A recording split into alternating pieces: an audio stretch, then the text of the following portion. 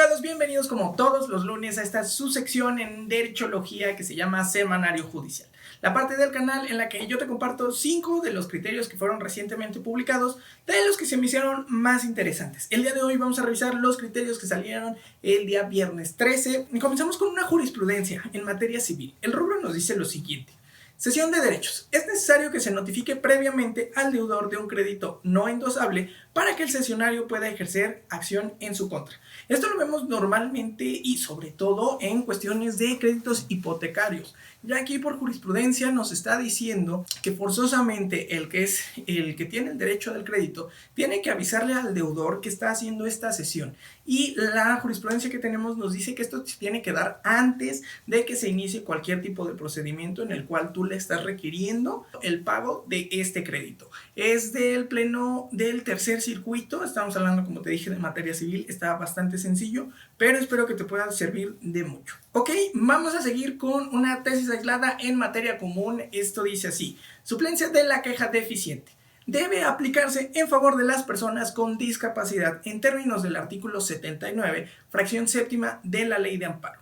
Aquí nos da un supuesto en el que dice que los hechos que una persona con discapacidad promovió un juicio de amparo directo para impugnar las reglas de operación 3.2.1 del Programa de Desarrollo Humano, Oportunidades, y 3.3 del Programa de Apoyo Alimentario. Estaban vigentes en el 2014. Aquí les solicitaba al Tribunal Colegiado de Circuito que atendiera por favor a la deficiencia de la queja dentro de su demanda. En este caso, la segunda sala de la Suprema Corte resolvió que conforme a esta cualidad que tienen ellos de categoría sospechosa, es procedente que los juzgadores atiendan a esta suplencia de la queja.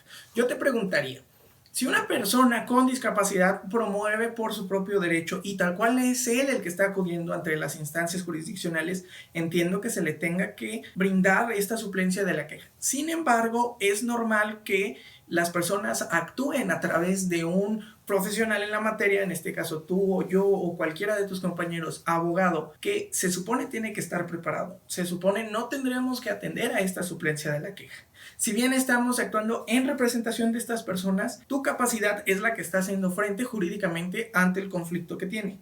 Por lo tanto, en los comentarios te pido que me pongas tú qué opinas. ¿Es necesario que se cumpla con esta suplencia de la queja o no? Ya sabes que como siempre tú tienes la última palabra, pero se me haría interesante saber qué es lo que piensas tú del otro lado de la pantalla. Seguimos esta vez con una tesis aislada en materia laboral. El rubro nos dice lo siguiente: constancia médica exhibida para justificar la inasistencia a una audiencia inicial, no obstante que por regla general para su perfeccionamiento basta su ratificación o cotejo y compulsa.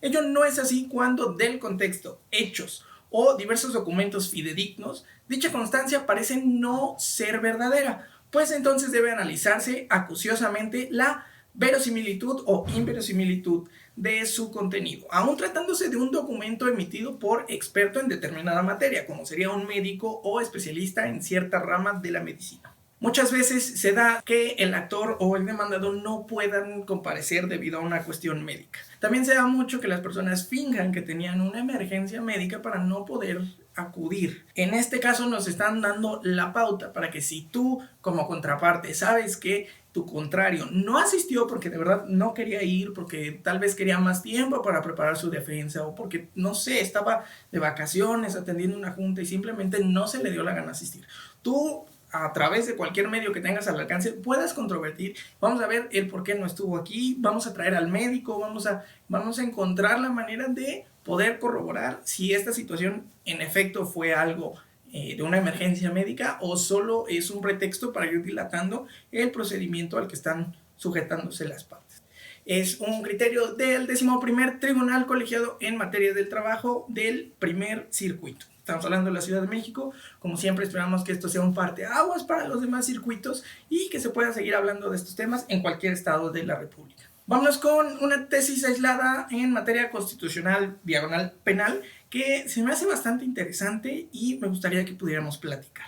Dice: reparación integral del daño. Si quien la solicitó es víctima indirecta y aún no había nacido en la época del hecho victimizante, ello no impide que se le otorguen medidas reparatorias. Un título ya de por sí impactante. Al leer el contenido de esta tesis aislada nos damos cuenta que en efecto las cosas sí son como se nos están planteando en el mini resumen que nos dan al principio, en el cual si tú como afectado indirecto de un hecho victimizante solicitas a la autoridad que se te puedan otorgar estas medidas reparatorias, la autoridad te debe dar trámite respecto a todo lo que estás solicitando. No importa que tú no hubieras nacido al momento en el que se suscitaran los hechos, porque como bien dice aquí, y me gustaría leerlo para no llegar a decir ninguna tontería, el primer contacto que la persona tiene con la sociedad es con la propia familia, por lo que si esta o parte de ella fue objeto de algún hecho victimizante, las secuelas físicas, económicas, psicológicas, entre otras,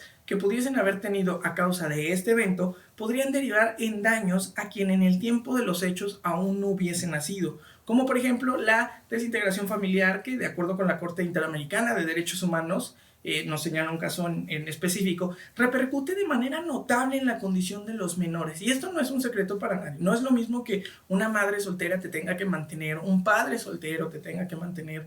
Esta desintegración familiar puede provocar que tú no tengas acceso a la vida que tal vez habrías tenido en el caso en el que no se hubieran suscitado estos hechos que finalmente repercutieron en tu vida. No importa que aún no hubieras nacido, siempre y cuando tú estuvieras en camino, estás afectado de forma sí indirecta, pero sí hay una repercusión dentro de tu calidad de vida, dentro de tus aspiraciones, dentro de mil cosas. Es interesante porque es una tesis aislada, obviamente hay muchas formas en las que los podríamos interpretar. Te pido por favor tus comentarios respecto a esto. ¿Qué piensas? ¿Es correcto que se les otorgue? ¿Tú piensas que no? Porque es una persona que inicia una nueva vida con unas condiciones que se le presentan ya a ella de forma particular, que no tiene nada que ver con lo que ya pasó, o lo que tú quieras expresar. Ya sabes que allá abajo está abierto para poder escuchar las opiniones de absolutamente todos. Ya por último, para irnos, tenemos una jurisprudencia también en materia laboral. Discúlpeme, pero salieron casi puro laboral esta semana. Dice, trabajadores extranjeros tienen derecho a la devolución de los recursos acumulados en su cuenta individual depositada en la administradora de fondos para el retiro, o sea, tu Afore. Y así también como de las aportaciones del fondo de la subcuenta de vivienda, cuando vuelvan de forma definitiva a su país de origen, sin que les sean exigibles los requisitos previstos a la ley. Ojo aquí, atendiendo a uno de los principios del derecho que dice tratar igual a los iguales y desigual a los desiguales, tenemos una situación muy específica en la que te dice que un extranjero que ha trabajado dentro de la nación y obviamente ha ido juntando tanto para su Afore, para su Infonavit, para su casita, para su retiro, se va a su país de origen de forma definitiva. Por lo tanto, estos recursos de los que ellos se fueron allegando, estos recursos que ellos iban acumulando, no los van a poder utilizar porque, como sabes bien, estos fondos son para utilizarse aquí. Las pensiones se cobran aquí, los puntos de tu Infona se van a hacer efectivos aquí, y si tú te vas a tu país de origen, obviamente ya no los vas a poder hacer efectivos, porque no hay un convenio en el que yo te diga, ¿sabes qué? Te van tantos puntos de Infonavit a Italia, a España, a cualquier otro país. Aquí me surge mucho la duda de la cuestión que nos refiere el país de origen. ¿Qué pasa si el extranjero entonces sí se va de forma definitiva de nuestro país, pero no se va a su país de origen, sino a otro país en el que le ofrecieron empleo? ¿Ya no cabría dentro de este supuesto que nos está marcando la ley o sí? Lo dejo a tu criterio. Como siempre, me gustaría escucharte. Dale una lectura, sobre todo a esta. O sea, todas son importantes, pero sobre todo a esta, porque creo que sí puede ser un tema que te pueda servir, ya sea con tus compañeros de trabajo, en la escuela, con tu familia o incluso para quedar bien en cualquier plática. Esos fueron los 5 criterios que el día de hoy se me hicieron más interesantes. Espero que te puedan servir a ti o a cualquier conocido. No olvides darle like a este video, suscribirte. Aquí están también las redes del canal. Si conoces a algún amigo que esté llevando algún asunto que pueda beneficiarse con alguno de estos criterios, por favor, mándaselos. Y pues eso es todo por mi parte. Mi nombre es José.